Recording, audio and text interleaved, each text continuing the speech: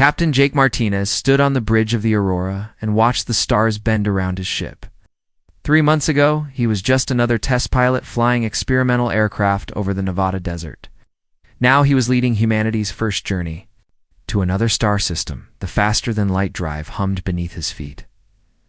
Dr. Lisa Chang had spent 10 years building this engine in her laboratory. Most people thought she was crazy. Even Jake had his doubts when she first explained how it worked. But here they were, moving faster than light toward a distant solar system. "Captain, we're getting something on the long-range sensors," said Commander Alex Turner from his station. Alex had been Jake's friend since flight school. He was the kind of man who stayed calm even when everything went wrong. "What kind of something?" Jake asked, moving to look at the screen. "Ships, sir. Lots of them, and they're not human." Jake felt his heart beat faster. For 50 years, humans had wondered if they were alone in the universe. Now they had their answer. How many ships? He asked. "I count at least 30, maybe more. They're in formation around the 4th planet." Lisa hurried over from her science station. Her black hair was tied back, and her glasses reflected the screen's blue light. "The energy readings are incredible," she said. "These ships are using technology we can't even understand." Jake studied the formation. The ships were beautiful in a strange way. Some looked like crystal formations that caught starlight. Others seemed to flow like liquid metal. All of them were much larger than the Aurora. "Are they hostile?" Jake asked. "I don't think so," Alex replied. "They're not moving toward us, and I'm not detecting any weapons charging." "Actually," Lisa said, checking her instruments, "I think they're trying to communicate with us." The main screen flickered, and suddenly they were looking at an alien face. The creature had pale blue skin, large golden eyes, and no hair. When it spoke, the words came through their translation system in perfect English.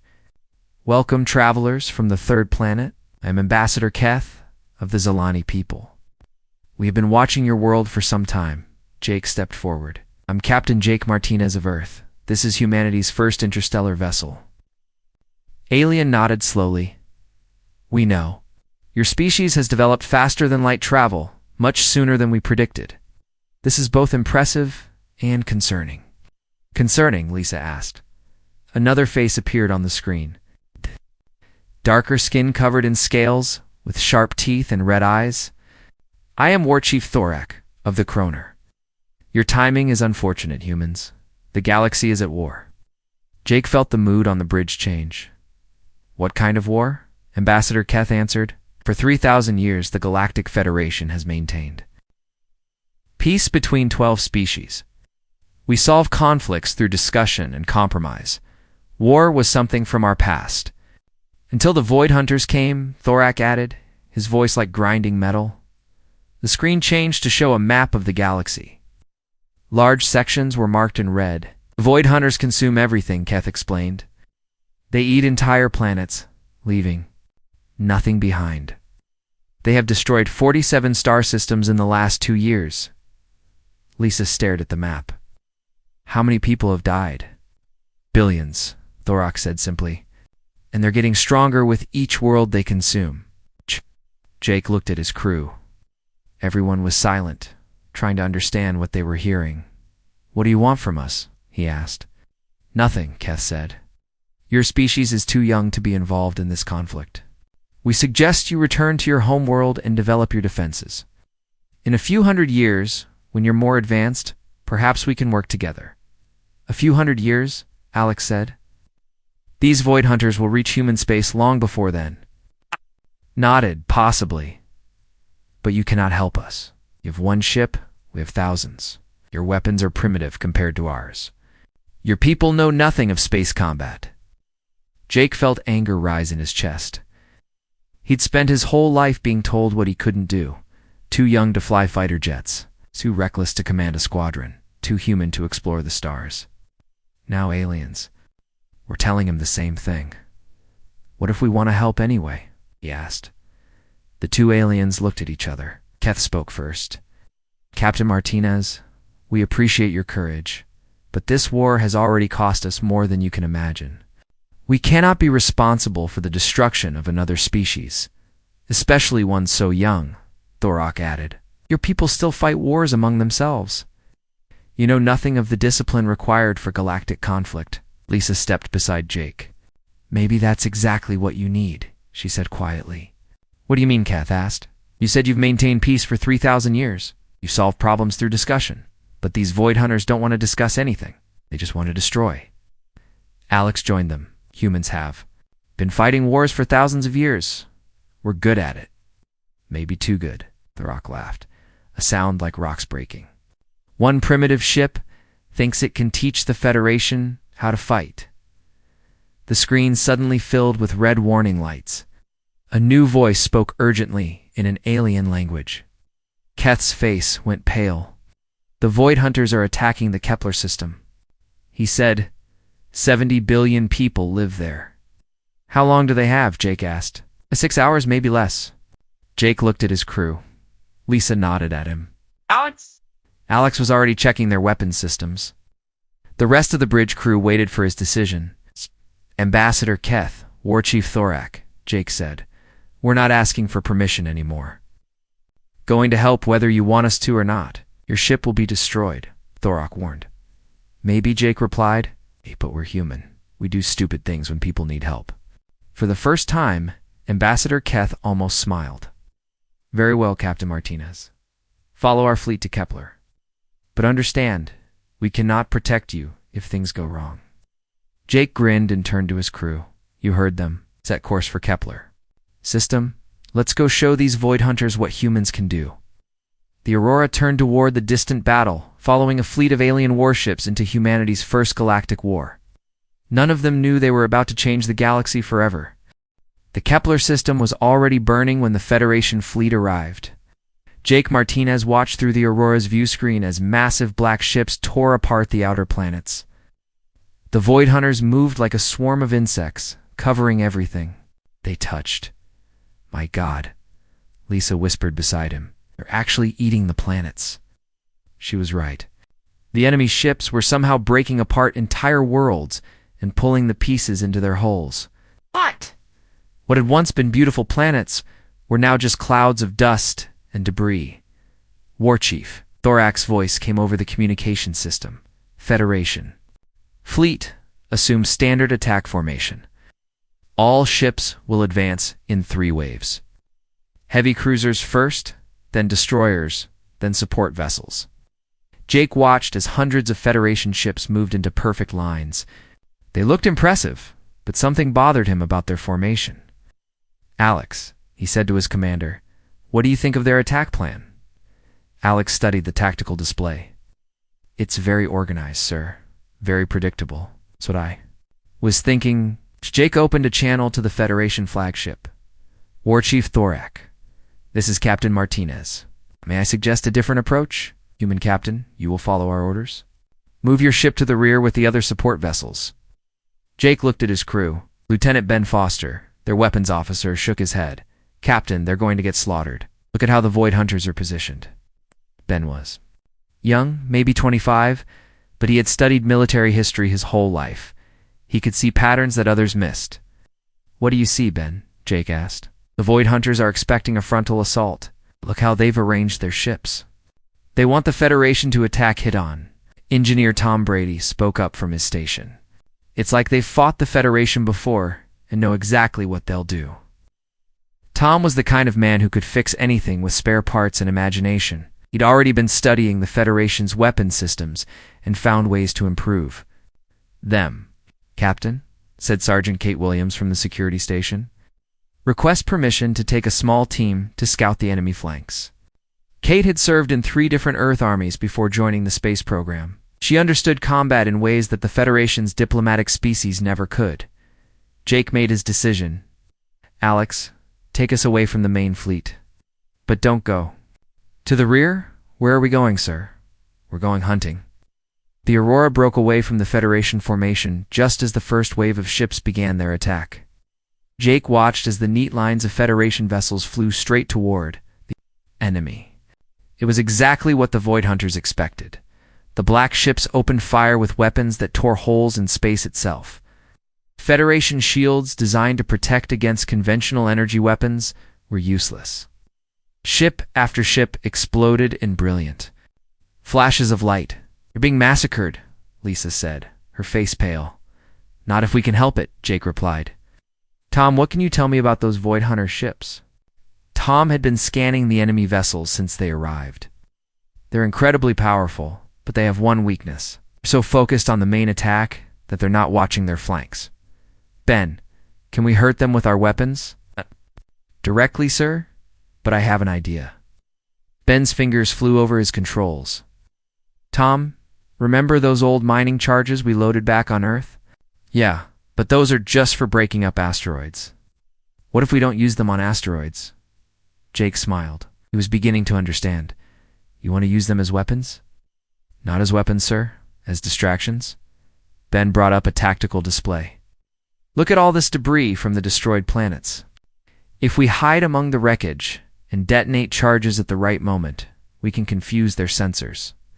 Kate joined the conversation. "While they are confused, a small team could board one of their ships." "Board a Void Hunter ship?" Alex asked. "That's suicide."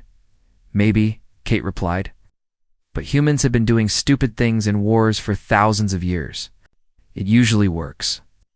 Jake looked at the battle raging in front of them. The Federation was losing badly. Their second wave had joined the fight, but the Void Hunters were cutting through them like paper. "All right," he said. "Here's what we're going to do, Tom. I want you to take those mining charges and rig them to our shuttle. Ben, you're going to pilot us into that debris field. Kate, pick your best people for a boarding mission." "What about me?"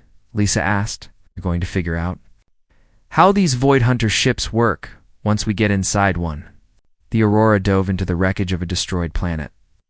Chunks of rock and metal floated everywhere, providing perfect cover. Jake had fought in atmosphere, but this was different. In space, you could attack from any direction. "Federation fleet, this is Captain Martinez." Jake broadcast. "We're going to try something. When you see explosions in the debris field, attack the Void Hunter ships from a different angle. Human captain, return to formation immediately." Thorak commanded. "Sorry, can't hear you. Bad connection." L. Jake nodded to Alex. "Who cut the communication?" Ben piloted the Aurora through the floating wreckage like he was born to fly in space. Every few minutes, Tom would launch one of his modified mining charges. The explosions lit up the debris field and confused the Void Hunter sensors. "It's working," Lisa reported. "Their ships are turning to investigate the explosions." Now, Jake ordered. Kate and her team launched in the shuttle, using the explosions as cover. They flew straight at the nearest Void Hunter ship, a massive vessel that looked like a black crystal. Meanwhile, Ben brought the Aurora around behind the enemy fleet. "Captain, I have an idea for our main weapons." "What kind of idea?" "Instead of trying to punch through their armor, what if we don't aim for their ships at all?" Jake frowned. "Then what do we aim for?" "Each other." Before Jake could ask what he meant, Ben fired the Aurora's weapons at two Void Hunter ships positioned close together. But instead of hitting the ships, his shots passed between them and struck each other in the empty space. The collision created a massive energy explosion right between the enemy vessels. Both ships were caught in the blast and severely damaged. "How did you know that would work?" Alex asked. "I didn't," Ben admitted, "but I figured it was worth trying." On the view screen, they could see Kate's shuttle attaching to the Void Hunter ship. Moments later, Kate's voice came over the radio. "We're inside, Captain. This place is like nothing I've ever seen. Can you disable it?" "Working on it. Lisa, you need to see this. These ships aren't just machines. They're alive." Jake felt a chill run down his spine. Living ships that ate planets. The Federation was fighting something beyond their understanding, but humans had always been good at fighting things they didn't understand. "Kate, do whatever you can. We'll keep the other ships busy." The Aurora continued its hit-and-run attacks using tactics that the Void Hunters had never encountered. By the time the Federation's third wave joined the battle, the enemy was confused and scattered. For the first time in 2 years, the Void Hunters began to retreat. "Impossible." Thorak's voice crackled over the radio. "How did you do that?" Jake looked at his crew, all of them grinning despite the danger they'd just faced.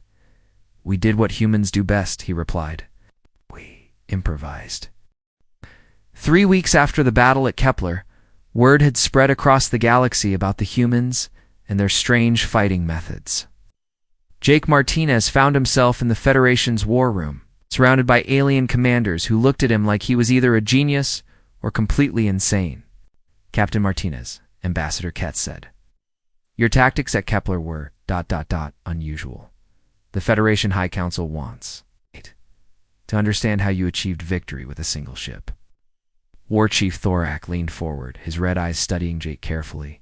"In 3,000 years of Federation history, no one has ever made the Void Hunters retreat from a battle they were winning."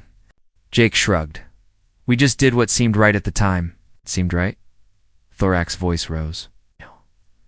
You flew into a debris field, detonated explosives randomly, and sent soldiers to board an enemy ship without knowing what was inside." "Not tactics. That's madness." "Maybe," Jake replied, "but it worked." Dr. Lisa Chang stepped forward with her datapad.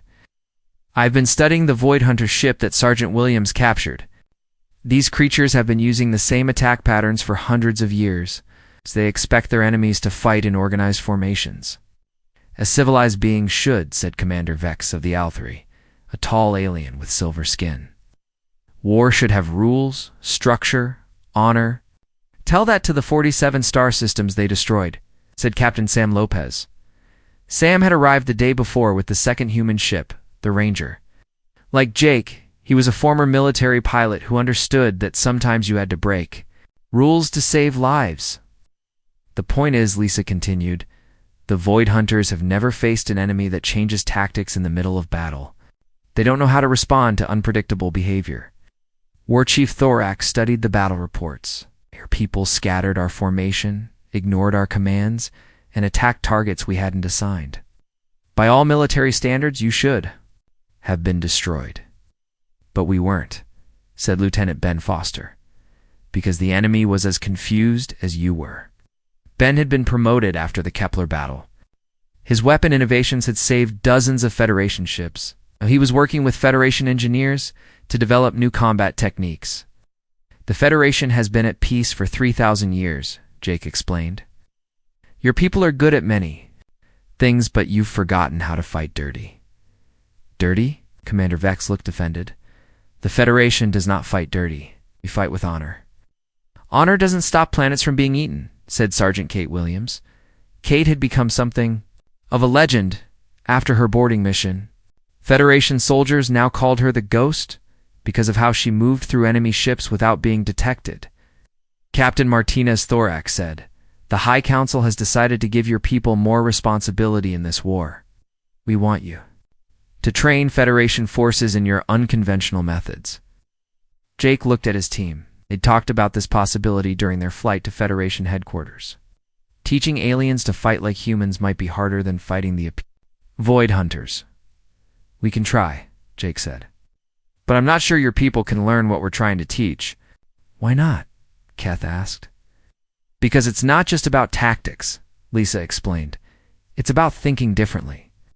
Humans have been fighting each other for thousands of years. We've learned to expect the unexpected." Over the next month, human advisors worked with Federation forces across 12 star systems. The results were mixed at best. Captain Sam Lopez tried to teach Kroner warriors about guerrilla tactics. The proud warrior race struggled with the concept of retreating.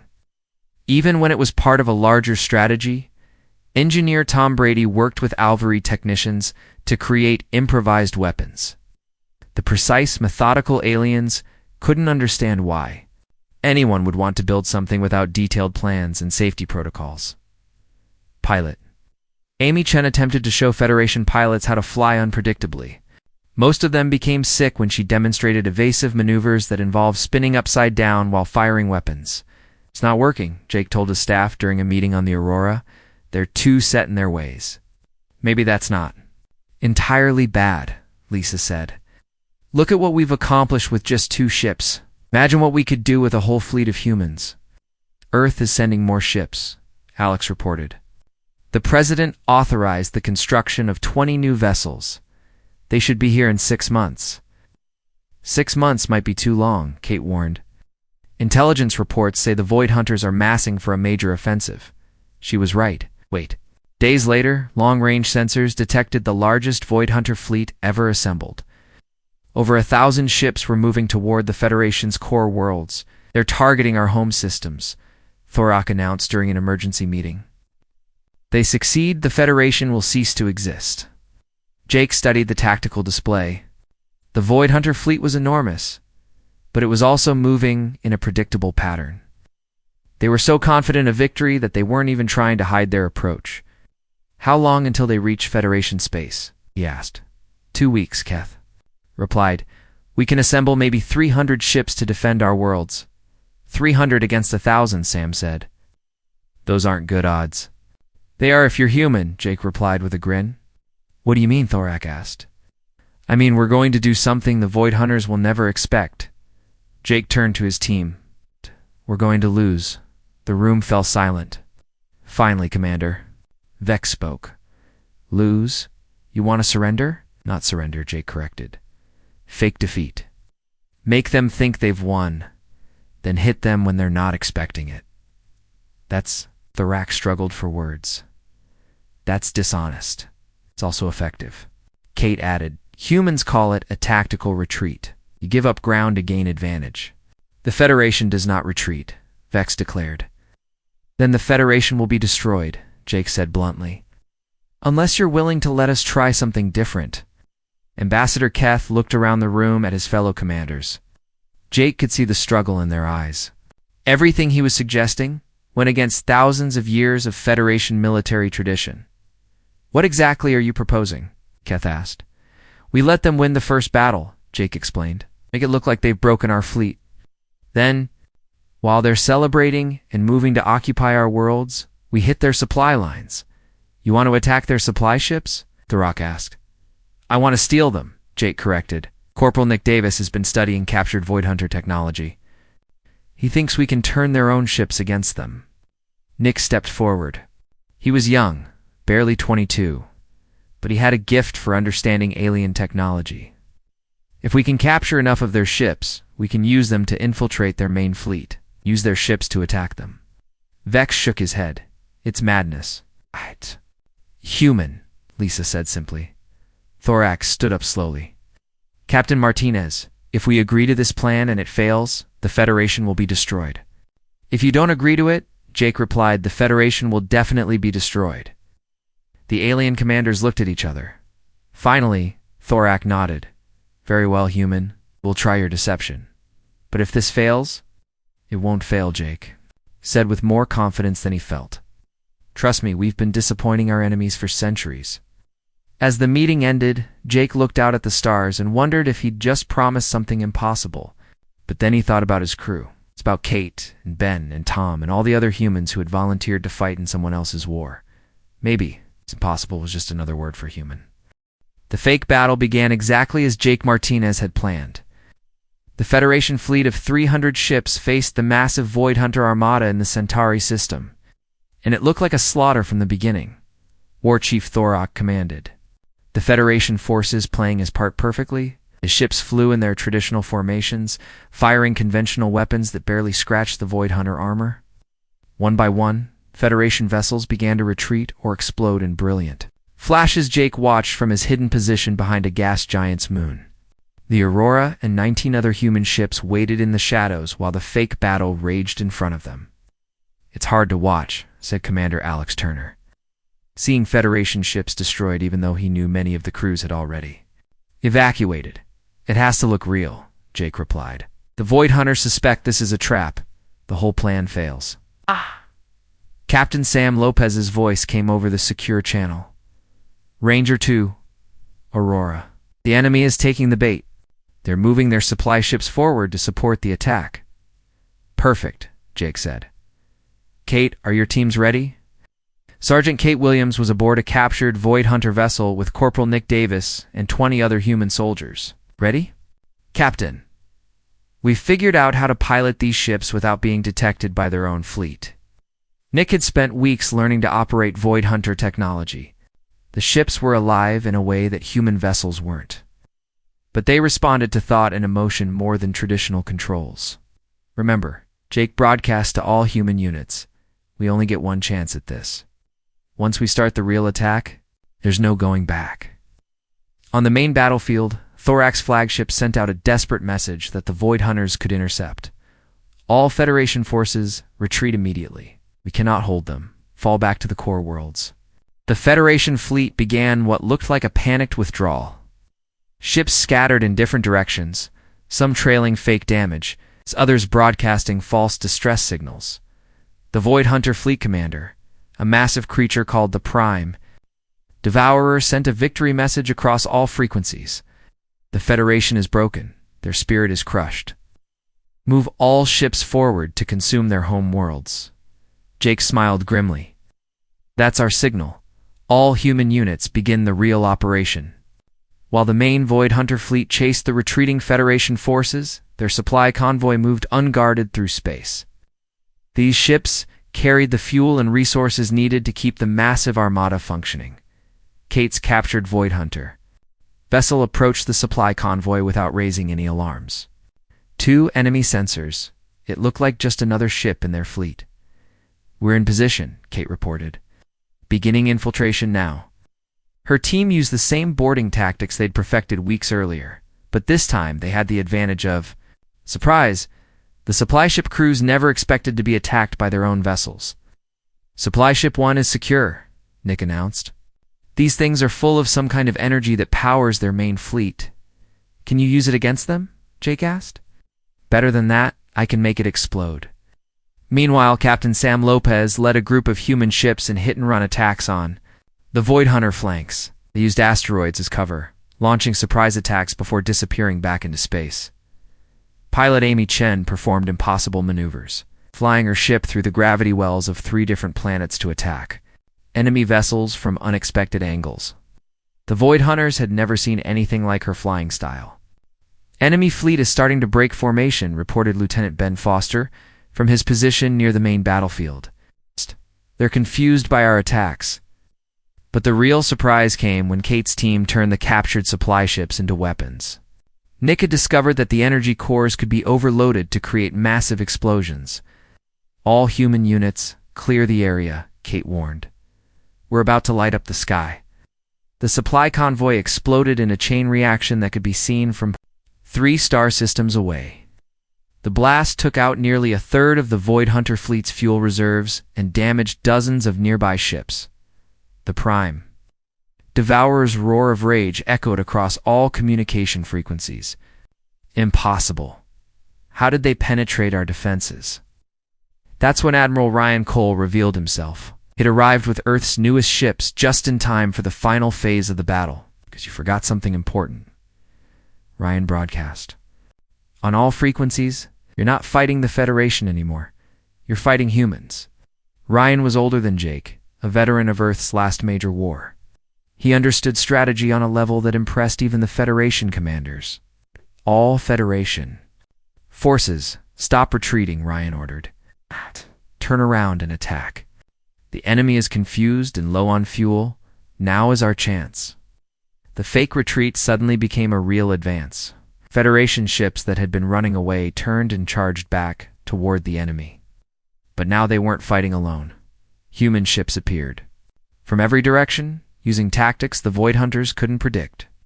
They flew through asteroid fields, hid behind space debris, and attacked from angles that seemed impossible. Captain Julie Morgan led a squadron of human fighters in a maneuver. She called, threading the needle. Her ships flew directly through the spaces between enemy vessels, firing in all directions as they passed. They're everywhere, one Void Hunter commander broadcast. How many ships do these humans have? The answer was fewer than 50, but they were fighting like 500. Each human vessel seemed to be in 3 places at once, striking targets and vanishing before return fire could reach them. Engineer. Tom Brady had modified Federation weapons to work with human tactics. Instead of trying to overpower Void Hunter shields, his weapons created electromagnetic pulses that confused their living ships. Their ships are getting sluggish, Tom reported. I think the electromagnetic attacks are making them sick. Sick? Jake asked. Remember, these ships are alive. If we can disrupt their nervous systems, they become easier to destroy. The tide of battle was turning, but the Prime Devourer wasn't finished yet. The massive command ship, larger than a small moon, began moving toward the Federation's home worlds. If I cannot defeat you in battle, the creature broadcast, I will consume your planets before you can stop me. Jake looked at his tactical display.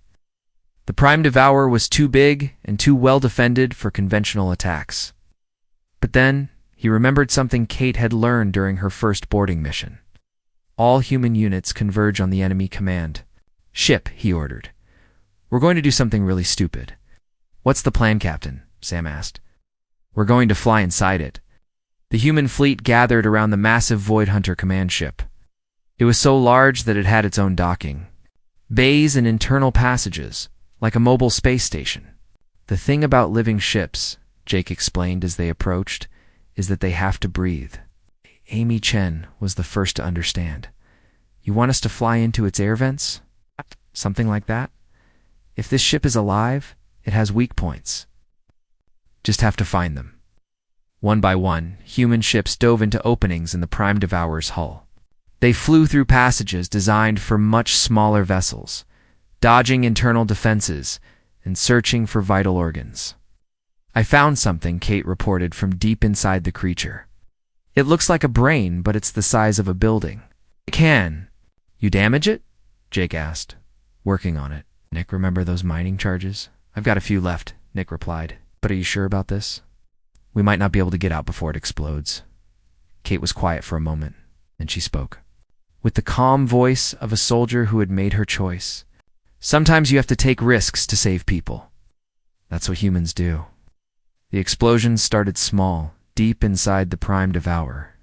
But as more human teams found and destroyed vital organs, the massive creature began to convulse. Evacuate immediately, Jake ordered. The whole thing is going to collapse.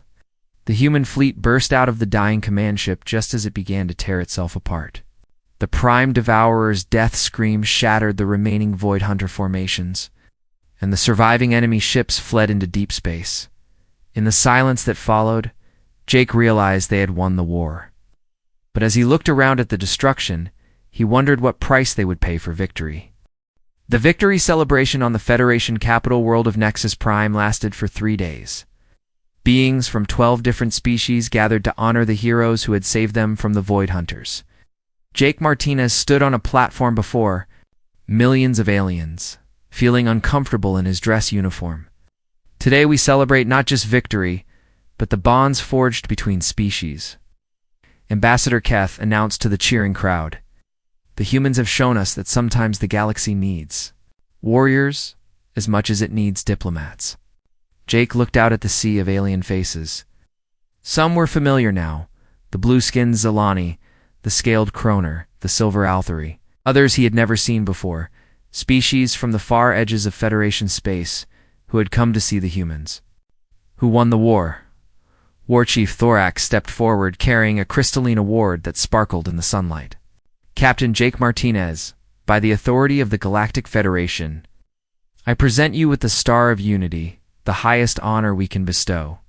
The crowd erupted in cheers as Jake accepted the award. But something in Thorax's eyes made him uneasy. The Kroner warrior looked troubled despite the celebration. "Thank you," Jake said into the microphone. "But this victory belongs to everyone who fought. My crew, the Federation forces, everyone who refused to give up when things looked hopeless." Later that evening, Jake found himself in a private meeting room with the Federation High Council. The mood was very different from the public celebration.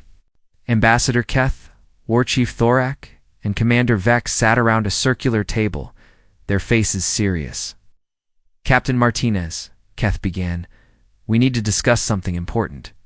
"The war is over," Jake replied. "The Void Hunters are scattered across the galaxy. What's left to discuss?" "The future," said a new voice. High Counselor Zareth entered the room, followed by several other high-ranking Federation officials. Jake had never met her before, but he knew she was the most powerful person in the Federation government. "Your species has proven very effective. In warfare," Zareth continued, "perhaps too effective." Jake felt his stomach drop. "What do you mean?" Commander Vex activated a holographic display showing battle footage from the war. In 6 months of fighting, humans destroyed, or captured, over 3,000 enemy vessels. You accomplished more than Federation forces had in 2 years. That's good, right? Jake asked. It's terrifying, Thorax said bluntly. Captain, do you understand what you've shown us? War Chief Thorax stood and began pacing around the room. For 3,000 years, the Federation has maintained peace through discussion and compromise. Wars were something from our past, a relic of less civilized times. Then the Void Hunters came, Zareth added, and we discovered that our peaceful nature made us weak. We didn't know how to fight effectively anymore. Jake was beginning to understand where this conversation was going. So you're saying we're too good at fighting? We're saying you're too comfortable with it? Keth replied. Humans adapt to warfare like it's natural. You create new tactics in the middle of battle. You take risks that would paralyze other species with fear. You lie to your enemies, Commander Vex said with distaste. You pretend to retreat, then attack when they're not expecting it. You board their ships and turn their own weapons against them. We won the war, Jake pointed out. Yes, Zareth agreed. And that's exactly the problem. High Counselor Zareth activated another display, this one showing human military history. We've been studying your species since first contact. In your brief history, you've fought thousands of wars. You've developed weapons capable of destroying your own planet. You've turned warfare into an art form. Jake looked at the images of human conflicts throughout history, battles with swords and shields, musket formations, tank warfare, aerial combat, nuclear weapons. It was an impressive and terrifying timeline. Other species fight when they must, Thorak explained. Humans fight because they can. It's in your nature. Captain Martinez Zareth said, Imagine if your species ever decided that the Federation was a threat. Could we stop you? The question hung in the air like a physical weight. Jake thought about human tactics, about the creativity and ruthlessness his people had shown against the Void Hunters. If humans ever turned those abilities against the Federation. We would never do that, Jake said. Humans protect our friends. But what if we weren't friends anymore? Keth asked. What if there was a disagreement that couldn't be resolved through discussion? What if humans decided that the Federation way was wrong? Jake remained silent because he couldn't answer that question with certainty. Humans had fought civil wars before. They had turned on allies who became enemies. History was full of such betrayals. The Federation High Council has made a decision, Zareth announced. It's been difficult, but we believe it's necessary for galactic peace. She activated a final display showing an official document, the Human Restriction Accord. Your species will be granted full Federation membership with all benefits and protections. Earth will receive advanced technology, trade agreements, and a permanent seat on the High Council. That sounds generous, Jake said carefully. However, Zareth continued, humans will be permanently banned from participating in any future galactic military conflicts. Jake felt like he'd been punched in the stomach. You're banning us from fighting? You're too dangerous? Thorax said. Simply, what you accomplished against the Void Hunters proves that human military capabilities far exceed what any peaceful galaxy can safely contain. But what if another threat appears? Jake asked. What if something worse than the Void Hunters attacks the Federation? Then humans will serve as strategic advisors, Keth explained. You can plan and suggest tactics, but you cannot directly participate in combat operations. Commander Vex leaned forward. Captain, you must understand our position. We've seen what humans do when survival is at stake. You're willing to sacrifice anything to win, including your own moral standards. The fake retreat was brilliant strategy, Thorak admitted. But it was also a lie that cost thousands of lives, even if they were enemy lives. That level of deception is alien to Federation thinking. Jake looked around the room at faces that had once been friendly. Now they looked at him with a mixture of gratitude and fear. You're afraid of us, he realized. Yes, Zareth said without hesitation. The Federation fears what humans might become if they ever felt truly threatened again. We've seen your history, Captain. We know what humans do to each other when they're afraid. Jake stood up slowly. So this is how heroes are rewarded? We save your civilization, and you exile us from it? You're not being exiled, Keth corrected. You're being protected. The galaxy is being protected.